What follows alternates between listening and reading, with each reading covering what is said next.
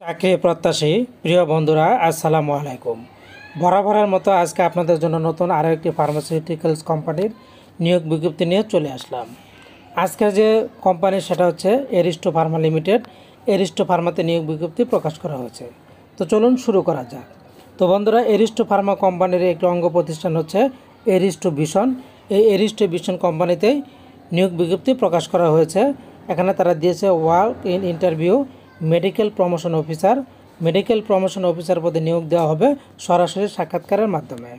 তো এখানে প্রথমে আমরা চলে যাচ্ছি আপনার দায় দায়িত্ব। তারা এখানে বলে দিয়েছে কি রেসপন্সিবিলিটি এবং এলিজিবিলিটিতে যদি আমরা একটু যাই, তারা এখানে চেয়েছে masters graduate science in SSC HSC পর্যন্ত।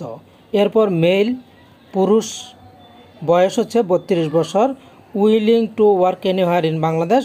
বাংলাদেশের যে কোনো স্থানে কাজ করার মন মানসিকতা থাকতে হবে।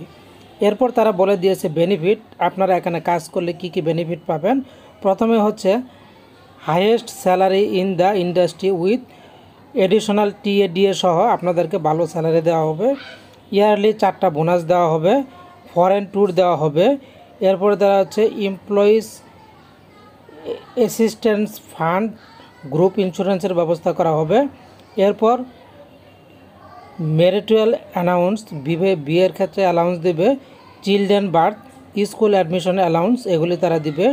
এরপরে হচ্ছে স্মার্টফোন দিবে, মোটর সাইকেল দিবে, লিভ ইনভেস্টমেন্ট ছুটি দিবে, প্রভিডেন্ট ফান্ড দিবে, গ্র্যাচুইটি দিবে। এছাড়া প্রফিট পার্টিসিপেশন ফান্ড, প্রফিটের উপর আপনাদেরকে একটা পার্সেন্টেজ তারা দিবে।